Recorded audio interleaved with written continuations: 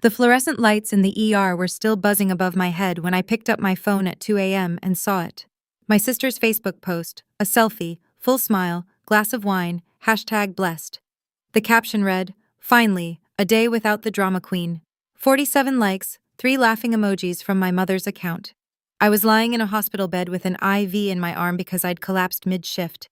The hospital called my parents. They never came.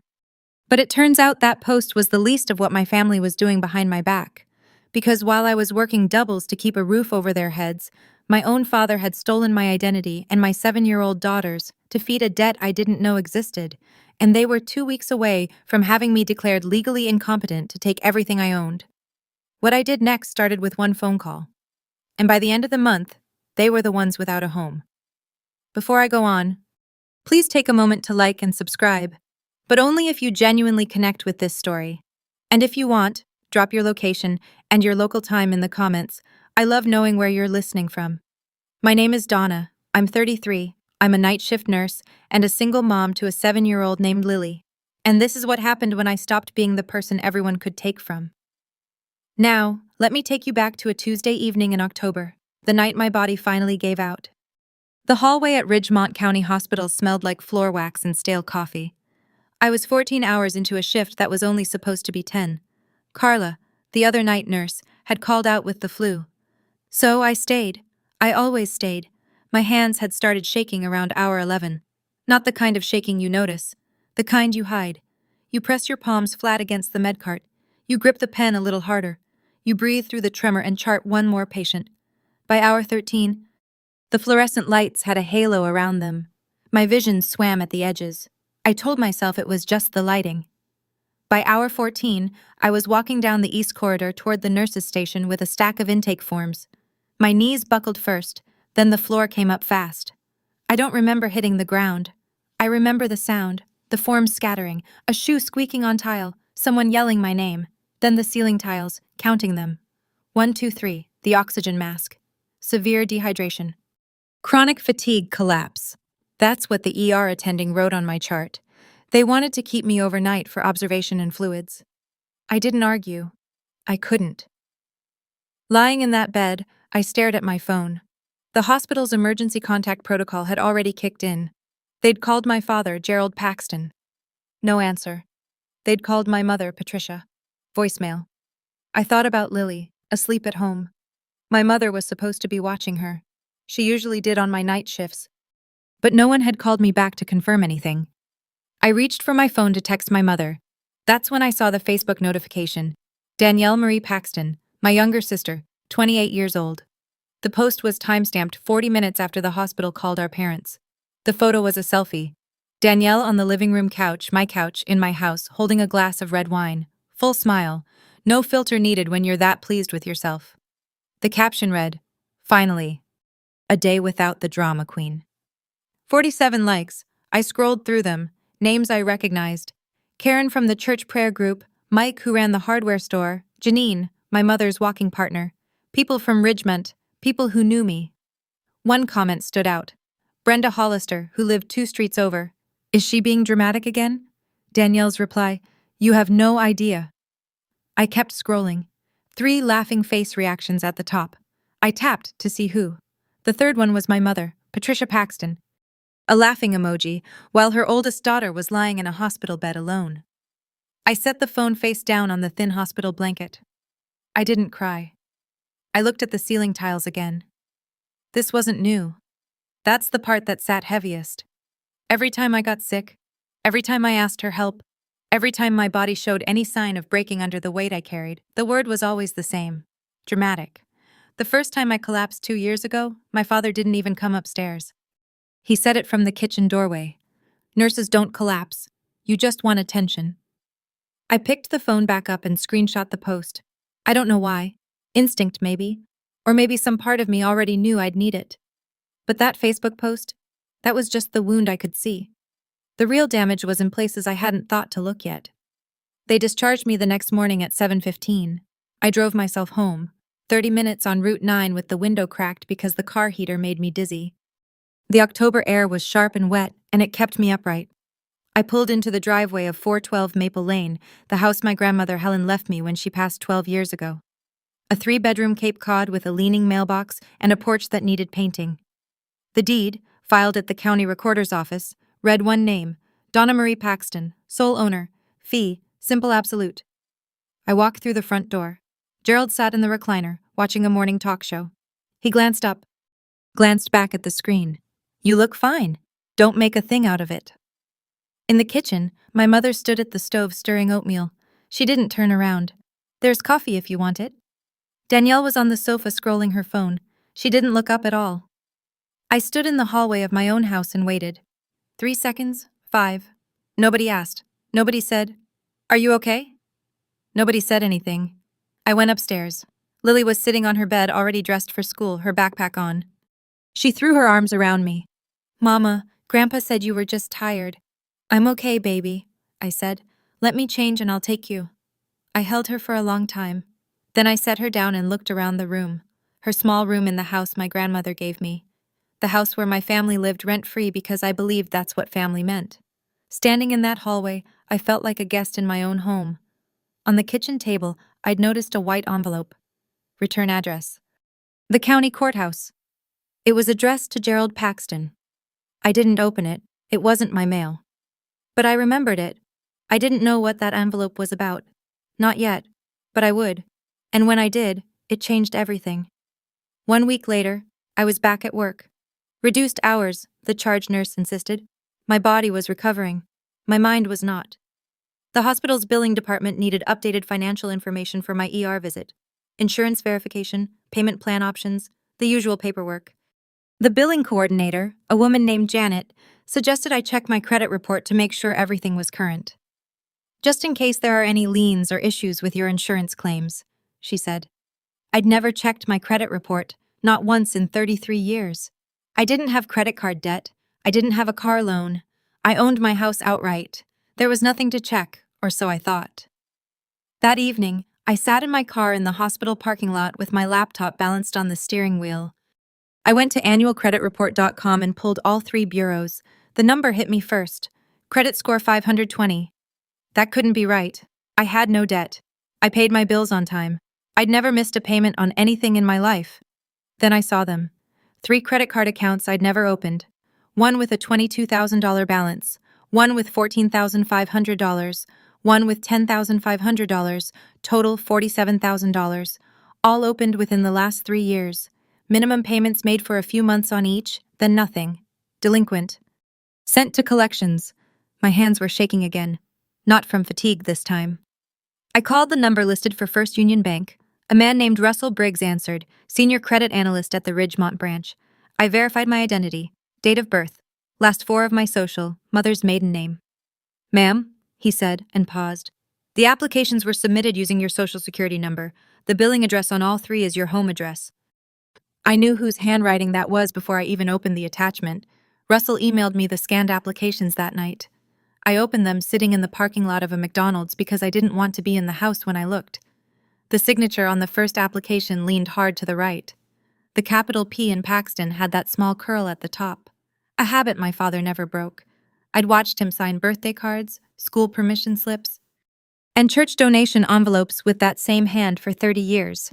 Gerald Raymond Paxton. He hadn't even tried to imitate my handwriting. He'd just signed his name on my life and assumed I'd never look. I sat in that parking lot for 10 minutes, engine off, screen glowing in the dark. $47,000. That was almost 2 years of my take-home pay after taxes. Money I never borrowed, money I never spent. Money that was now destroying my credit score while I worked doubles to keep the lights on in a house my family treated like theirs. I thought back. Gerald lost his plumbing job 6 years ago, said his back gave out, filed for disability, but got denied. He was home all day after that. I'd see him on the laptop late at night. I thought he was reading the news, watching YouTube, whatever retired fathers did. Now I understood what those late nights were.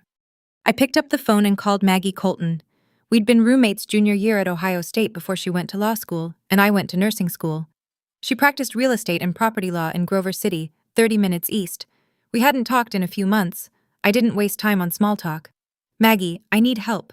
I think my father stole my identity." She was quiet for 2 seconds, then "Don't confront him. Don't mention it. Come to my office tomorrow morning. Bring everything. Before she hung up, she said one more thing. Donna, check your daughter's credit too. I froze. That night, I waited until Lily was asleep.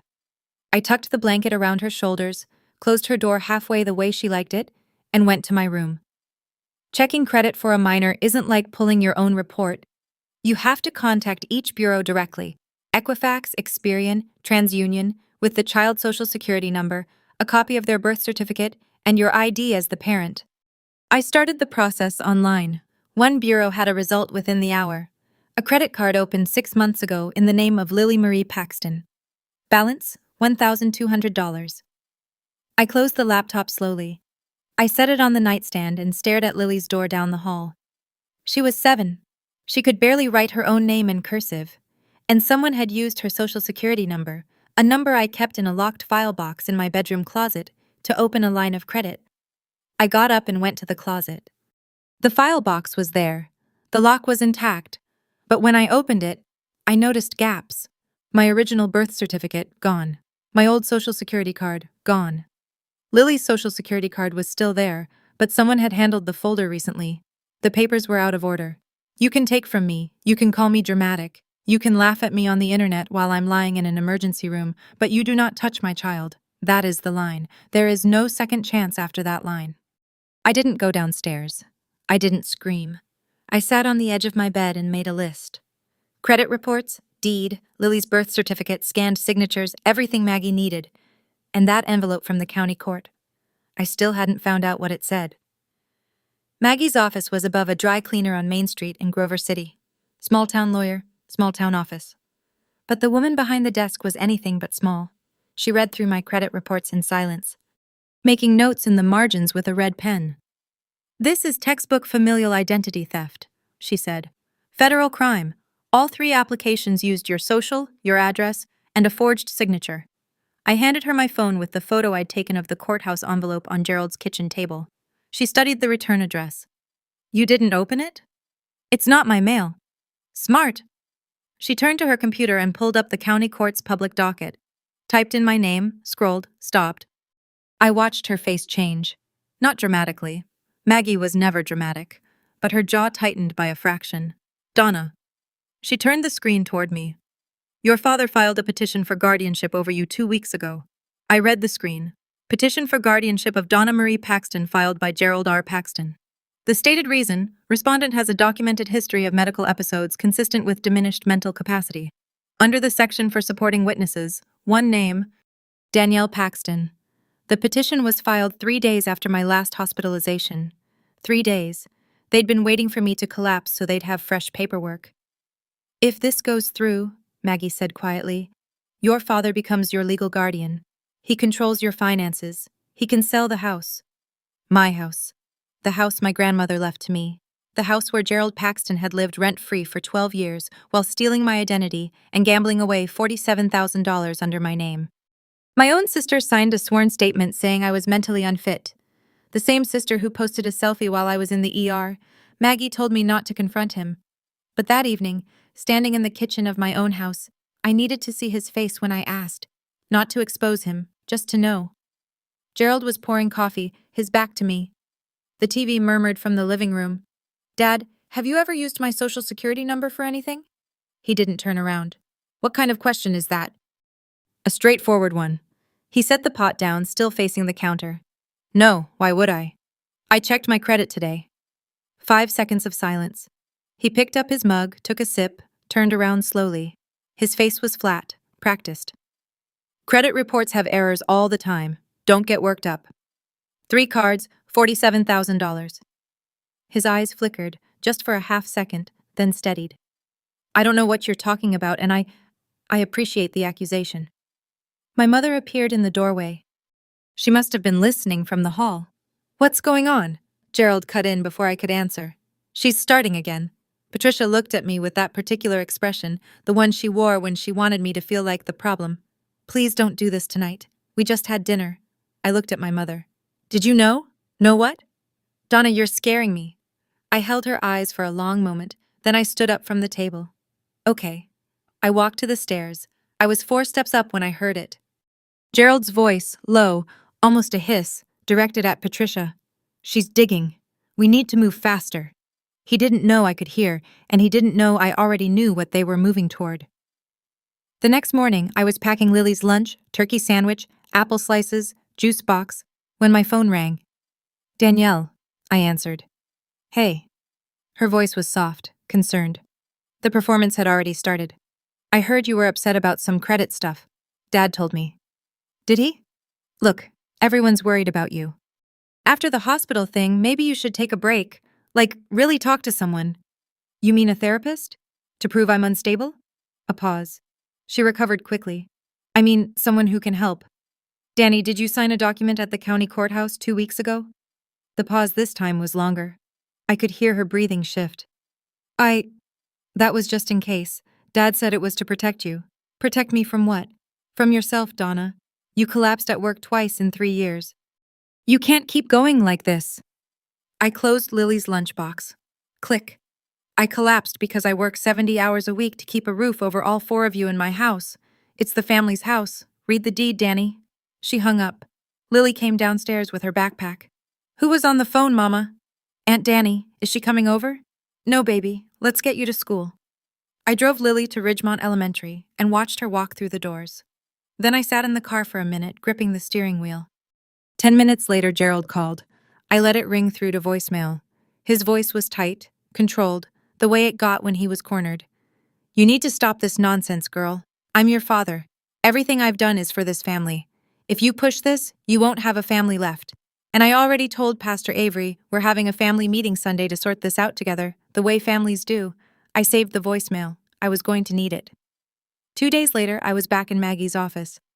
She had the deed spread out on her desk beside a property title search she'd run overnight. Donna Marie Paxton, sole owner, fee simple absolute. She read aloud. No co-owners, no liens, except the fraudulent credit accounts, which we'll have removed once the identity theft report processes. No mortgage, clean title.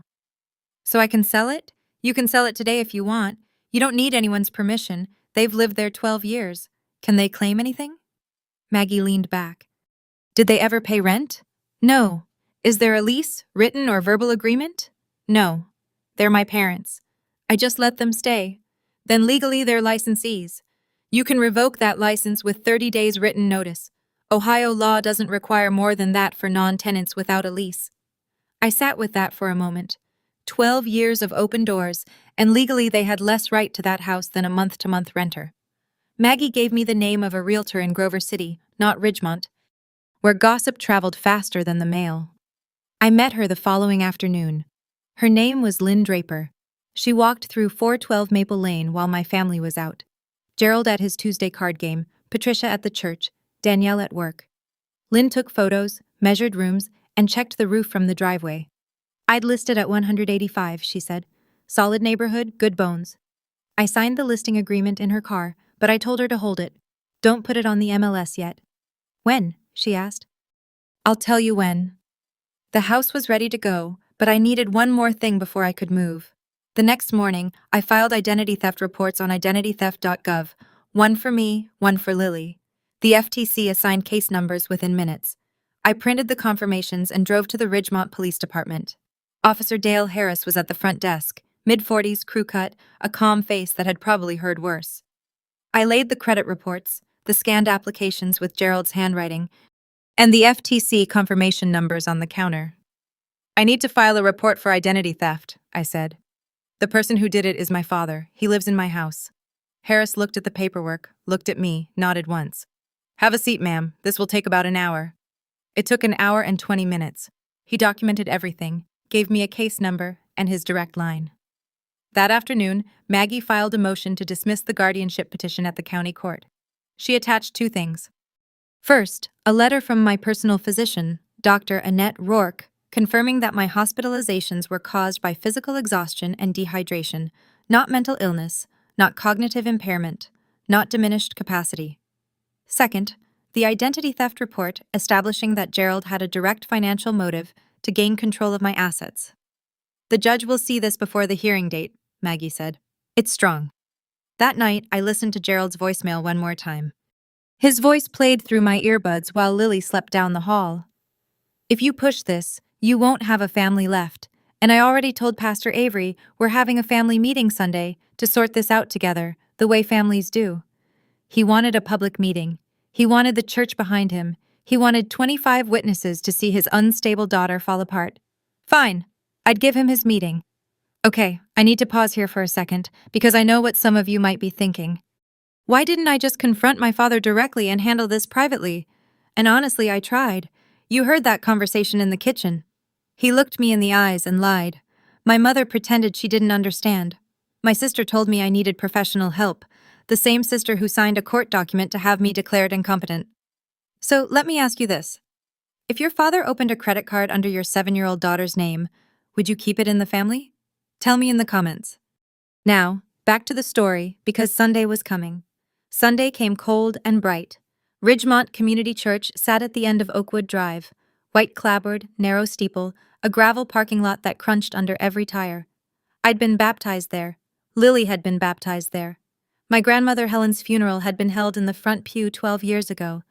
After the morning service, Gerald stood up near the coffee table in the fellowship hall and announced that the family was hosting a potluck gathering. Most of the congregation stayed.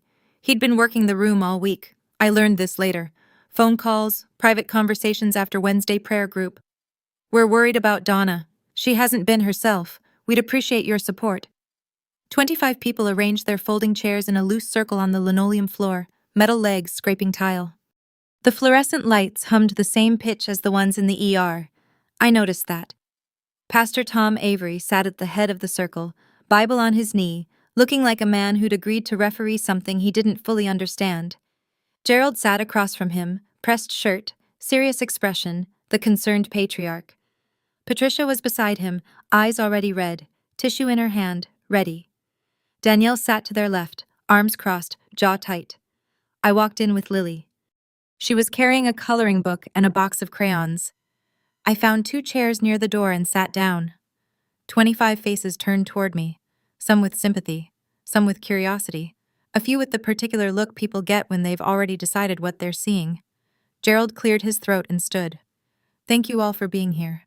As some of you know, our Donna has been going through a difficult time.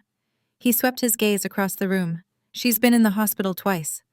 She's been under a lot of stress. Pat and I were worried. We want to make sure she gets the help she needs. Patricia dabbed her eyes with the tissue. On cue. We just love her so much. A murmur of sympathy rippled through the chairs. I watched heads nod. Glenda Morrison, 70 years old and sitting near the window, pressed her hand to her chest. Ted Buckley, mid-50s, leaned forward with his elbows on his knees. The room was tilting Gerald's direction, and he knew it. He continued, voice steady. Measured. The voice of a man who'd rehearsed this. I know this is hard to hear, but Donna has been making some irrational decisions lately, accusing family members of crimes. He paused to let that word land, threatening to sell the family home. The murmur grew louder. I felt the weight of it. 25 people recalibrating who I was in their minds. Ted Buckley shook his head slowly. Maybe she does need someone looking out for her. Gerald nodded, grateful, humble, perfectly calibrated. The court needs to know that the community what we see. That she needs someone to help manage her affairs, just temporarily until she's better. Danielle uncrossed her arms long enough to wipe her eyes. Her mascara didn't run. I noticed that too. I sat still. Lily colored beside me, a purple house with a yellow sun. The sound of her crayon on paper was the only honest thing in that room. Pastor Avery shifted in his chair. He looked at Gerald, then at me. Something in his expression was still unsettled. Gerald, he said carefully, has Donna agreed to this meeting? Gerald spread his hands. She's here, isn't she? Avery turned to me. Donna, would you like to say anything? I looked up from Lily's drawing. 25 pairs of eyes, the fluorescent hum, the smell of coffee and sheet cake. Yes, I said, I would. Before I could stand, Danielle cut in. See? She turned to the room, palms up. She's doing it again, making everything about her. Patricia let out a small sob, louder than the last one. I can't watch my daughter destroy herself. Gerald seized the momentum. He turned his back to me and faced the circle, voice dropping to that low, steady register he used when he wanted to sound like the reasonable one. This is exactly what we're talking about. She can't handle basic conversations without getting confrontational. We're not trying to hurt her. We're trying to help. Murmurs of agreement. A woman from the prayer group, Karen Dietrich, reached across and squeezed Patricia's hand. You're doing the right thing, Pat. Ted Buckley nodded again. Seems like it's been building for a while. I looked around the room. 25 people who had known me my entire life, who had watched me grow up in this church, and they were looking at me the way you look at someone who's slipping, with pity and distance and relief that it's not them. Glenda Morrison caught my eye from the window. Her face was harder to read. She wasn't nodding. I looked down at Lily. She'd finished the purple house and was starting on flowers, green stems, red petals, her tongue poking out in concentration. Every second I stayed quiet. It worked. Gerald's version became the truth by default. The concerned father, the unstable daughter, the family just trying to help. I'd spent 33 years being quiet, being manageable, being the one who absorbs and adjusts and makes no trouble. That was the version of me they'd built this trap around. I stood up. I didn't raise my voice. I've learned that the quietest person in the room is usually the one holding the truth. I reached into my bag and set a manila folder on the table in front of me. The room went still, not silent. You could hear the coffee maker gurgling in the corner, Lily's crayon on paper, the faint creak of a folding chair, but every voice stopped. I'm glad everyone is here, I said, because there are a few things this community should know. I opened the folder and pulled out the first document, held it up so the room could see the county seal. This house, the house my family lives in, is mine. Sole owner. My grandmother Helen left it to me 12 years ago. This is the deed. I set it flat on the table. My name, only my name. Gerald's mouth opened. Nothing came out. My father, my mother, and my sister have lived in my house rent-free for 12 years. I never asked for $1. I pulled the next page. The credit report. All 3 bureaus highlighted in yellow where the fraudulent accounts appeared. 3 credit cards were opened in my name without my knowledge or consent. Total debt, $47,000. I set down the scanned applications beside the report. The signatures on these applications are my father's handwriting. A sound moved through the room. Not a gasp exactly, but the collective inhale of 25 people recalculating what they thought they knew. Gerald stood. That's a lie. The bank confirmed it, I said. I have a case number from the FTC and a police report on file with the Ridgemont Police Department. I reached into the folder one more time. And 6 months ago, someone opened a credit card in the name of my 7-year-old daughter. $1,200. Glenda Morrison's hand went to her mouth. Pastor Avery turned slowly and looked at Gerald. The room had shifted. I could feel it, like the air pressure dropping before a storm. People who'd been leaning toward Gerald were sitting upright now. Karen Dietrich had pulled her hand away from Patricia's. I wasn't done. But that's not all my father has been doing. I kept my voice level. No tremor, no anger. Just facts. 2 weeks after my last hospitalization, he filed a petition at the county courthouse to have me declared legally incompetent. I set the printed copy of the docket entry on the table. Public record. Maggie had obtained it from the court clerk. If this petition went through, my father would become my legal guardian. He would control my finances. I looked directly at Gerald. He could sell my house, the house he doesn't own, to pay debts he took out in my name. Gerald's face had gone from red to gray. He gripped the back of his chair. You're twisting everything. I was trying to protect you. You were trying to protect yourself. Patricia stood halfway up, tissue pressed to her face. Donna, please, not here. You chose here, Mom. Dad invited 25 people, so let them here. I turned to Danielle. She hadn't moved. Her arms were crossed so tightly her knuckles were white. And my sister signed this petition as a witness, stating under oath that I was mentally unfit. I held the page up so the room could see her signature. Tell them, Danny. Tell them how much Dad promised you from the sale. Danielle's mouth worked, but no sound came out. She looked at Gerald. He didn't look back. She looked at the floor. To my right, a chair scraped against linoleum. Ted Buckley. The man who'd said I needed someone looking out for me 5 minutes ago picked up his folding chair, moved it 3 rows back, and sat down without a word. The silence that followed was the loudest sound I'd ever heard in that room. Pastor Tom Avery rose from his chair. He was a tall man, lean, with reading glasses he kept pushing up the bridge of his nose.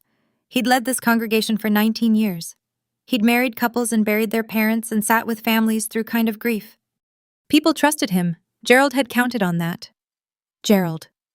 Avery's voice was calm, but it carried the full weight of the room. I agreed to be here today because you told me Donna was in crisis. You told me she was a danger to herself. Gerald started, "She is. I'm looking at a woman who brought documentation," Avery continued as if Gerald hadn't spoken, "who spoke calmly, who has not raised her voice once." He turned to face Gerald fully. "And I'm looking at a father who stole his daughter's identity and his granddaughter's." He addressed the room. "I think we all owe Donna an apology for being here under false pretenses."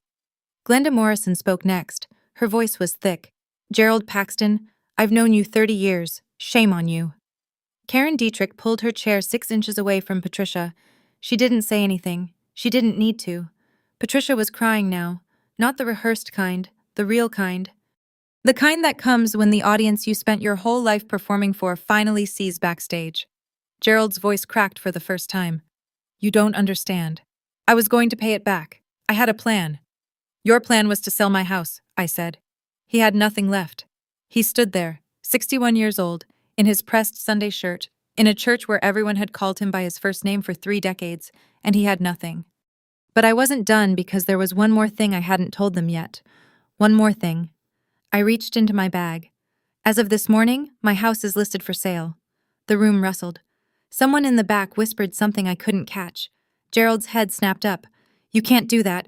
We live there. You live in my house, without a lease, without paying rent." I pulled 3 white envelopes from the folder and set them on the table. One in front of Gerald, one in front of Patricia, one in front of Danielle's empty chair. She'd gone rigid but hadn't left. "My attorney has prepared 30-day written notice for all 3 of you. That's more than the law requires." Gerald stared at the envelope like it might detonate. "Where are we supposed to go?" I let that question sit in the air for a moment. I wanted every person in that room to hear it. "That's the first time in 12 years you've had to answer that question. I've been answering it for you my entire adult life." Patricia clutched Gerald's arm. "Donna, you can't throw your parents out on the street. I'm not throwing you out. I'm giving you 30 days' notice in writing." I kept my voice steady. "Which is more courtesy than you gave me when you tried to have me declared incompetent." Danielle stood up, grabbed her chair tipped backward, and clattered against the linoleum. She walked toward the door and said, "Just loud enough for the front row to hear. This is insane." The door closed behind her. Nobody followed. I looked at Gerald. He was still holding the envelope. His hands shook slightly. Patricia was pressed against his shoulder, tears running mascara down her cheeks. I closed my folder. I didn't feel triumphant. I felt like a woman who'd just finished the hardest thing she'd ever done, standing in a church where she'd been baptized. I turned to Pastor Avery. "Thank you for your time, Pastor." He met my eyes. There was no pity in his face. Just respect and something that looked like sorrow for what had brought us here. "Donna, if you or Lily need anything, this church is here for you." I nodded. I looked down at Lily. She'd finished her coloring page, a purple house, yellow sun, green flowers. She held it up to show me, oblivious to everything that had just happened above her head. "Ready, baby? Can I bring the crayons?" "You can bring the crayons." I took her hand and walked toward the door. Glenda Morrison was standing near the exit. She reached out and took my free hand in both of hers. Her fingers were thin and warm. "Your grandmother Helen would be proud of you, sweetheart." My throat tightened. That was the first time all day. "Thank you, Mrs. Morrison." Outside, the October sun was low and gold. The gravel crunched under our shoes. Lily skipped ahead toward the car, coloring book tucked under her arm. "Mama, why was Grandpa upset?" I unlocked the car and opened her door. "Because things are going to be different now, baby." But different can be good. She considered this with a seriousness only a 7-year-old can manage. Then she climbed in and buckled herself. I sat in the driver's seat, started the engine, pulled out of the parking lot. I didn't feel victorious. I felt tired, but it was a different kind of tired. The kind that comes after you finally set down something you've been carrying too long. My phone buzzed. A text from an unknown number. "Donna, this is Ted Buckley. I owe you an apology. I had no idea. If you need a reference for anything, work, housing, you call me." I put the phone down and drove. I want to pause again for just a moment, because I know this part of the story hits differently depending on where you're sitting. If you've ever had to hand an eviction notice to your own parent, or even just imagined what that would feel like, you know the weight of it. I didn't enjoy it. I didn't plan some dramatic speech. I just stopped absorbing what was never mine to carry. Here's what I want to know from you. Do you think 30 days was too generous for people who tried to have me declared incompetent? Or should I have given them more time? Tell me in the comments. Okay, let me tell you what happened after that Sunday. The week after the church meeting, things moved fast, but through channels, not chaos. Maggie called on Thursday. The judge had reviewed her motion to dismiss the guardianship petition. He'd seen the identity theft report, the FTC case numbers, Dr. Rourke's medical letter confirming my full cognitive and legal capacity, and the documented financial motive Gerald had for seeking control of my assets. The petition was dismissed without a hearing. The judge added a note to the file. Petitioner appears to have a significant conflict of interest. That same week, Officer Harris at the Ridgemont PD called to confirm the investigation was active. Gerald had been summoned for a formal interview at the station. He hired an attorney, the same cut-rate lawyer from the next county who'd helped him file the guardianship papers. That attorney, after reviewing the evidence Maggie had compiled, withdrew from the case within 48 hours. The fraudulent credit accounts under my name were frozen by all 3 bureaus. The dispute process would take 2 to 3 months, but Russell Briggs at First Union confirmed I would not be held liable for the $47,000. The account opened under Lily's name was closed immediately. Her credit file was wiped clean. Gerald called me on a Wednesday evening. His voice was different, stripped of the authority, the posture, the practiced calm. He sounded like a man standing at the edge of something he couldn't talk his way out of. "Donna, please, I'm going to jail. I'm your father." I was standing in the kitchen washing Lily's dinner plate. I held the phone against my ear and watched the soap bubbles slide off the ceramic. "You should have thought about that before you stole from your granddaughter." I hung up. I finished the dishes. I dried my hands and I felt nothing that needed forgiving. The social fallout in a small town doesn't arrive all at once. It seeps, like water finding cracks in a foundation. Patricia tried to attend Wednesday prayer group the following week. Glenda Morrison told me about it later, gently, like she was reporting the weather. "Your mother came in and sat down. Nobody moved." But nobody sat next to her either. She left before the opening prayer. It wasn't cruelty. It was something quieter and worse. The silence of people who didn't know what to say to a woman who'd watched her husband steal her daughter's identity and chosen to look the other way. Danielle deleted the drama queen post, but screenshots had already circulated through the Ridgemont grapevine, text chains, group messages, the quiet machinery of a community processing a scandal. A coworker at the convenience store where Danielle worked part-time asked her directly, "So your dad really opened cards in your niece's name?" Danielle put in her notice that Friday. Patricia called me once. I answered because I thought it might be about logistics, the move out. "You've destroyed this family," she said. I was folding Lily's laundry, small shirts, small socks. "No, Mom, you watched it happen. And you chose the wrong side." She hung up. Gerald and Patricia moved out of 412 Maple Lane on day 24, 6 days ahead of the deadline. They rented a single-wide trailer in Milford, the next town over. I didn't see them leave. I was at work. Danielle had moved out after 1 week, went to stay with a friend in Columbus. I walked through the empty house that evening. 12 years of living, nail holes in the walls, carpet dents where furniture had been. The kitchen smelled like Patricia's coffee. The recliner dent was still in the living room carpet. I didn't feel happy. I felt lighter. There's a difference. The house sold in 6 weeks. A young couple from Dayton, first-time buyers, excited about the porch and the backyard. They offered $178, and I accepted. After closing costs, realtor commission, and Maggie's legal fees, I walked away with just under $150,000. Not a fortune, but more than I'd ever had in one place. I used it carefully.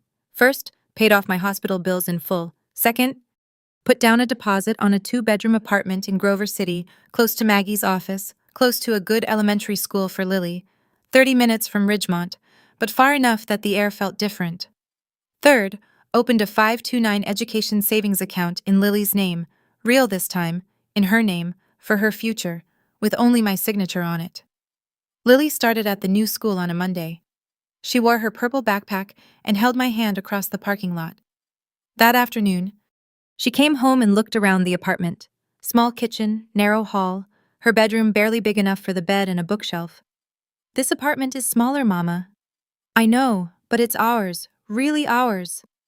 She thought about that for a second, then she went to her room and started taping her drawings to the wall.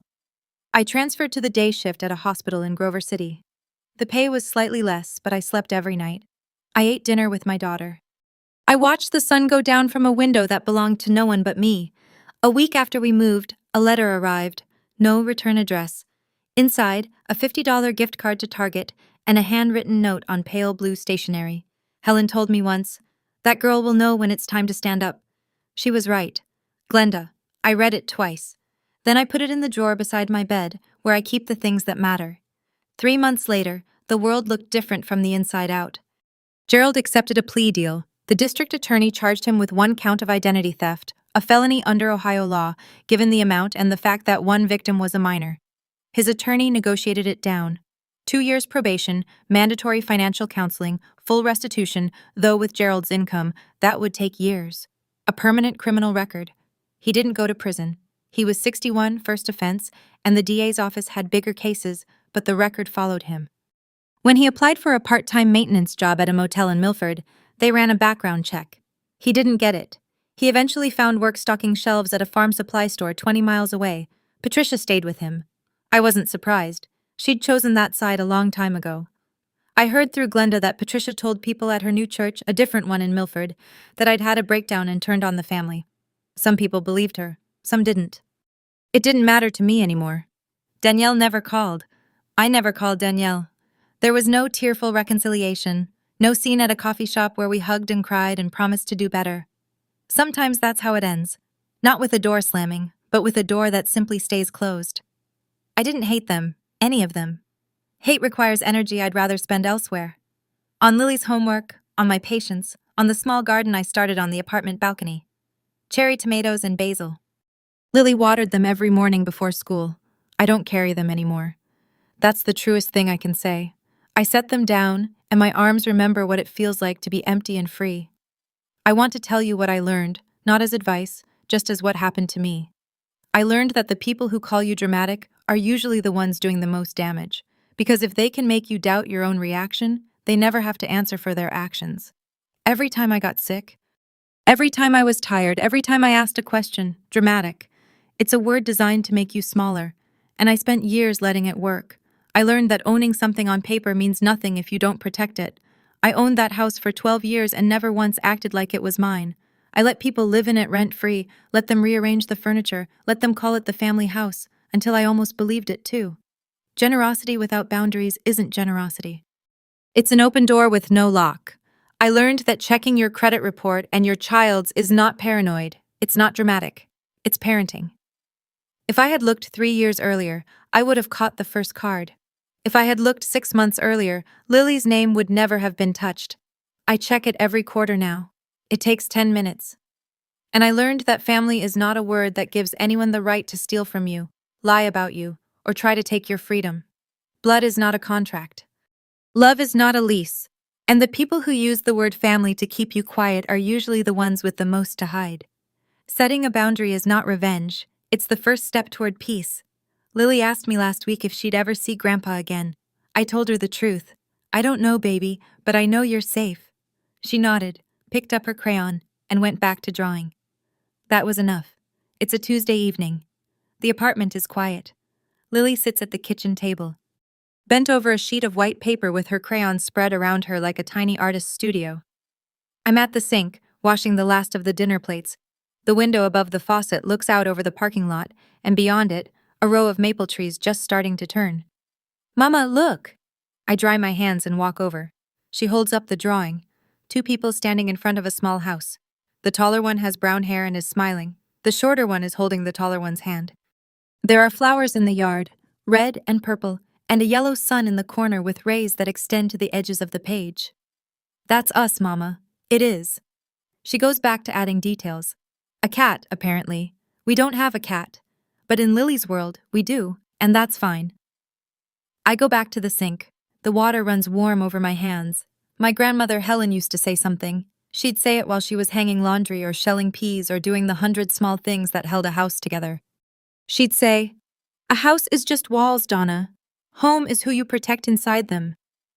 I spent 12 years protecting the wrong people inside the wrong walls. I made excuses for people who wouldn't make room for me. I called it love. I called it duty. I called it family. Now I have 2 rooms, a daughter who draws pictures of us, and a door I lock every night. Not because I'm afraid, but because for the first time, what's inside is truly mine.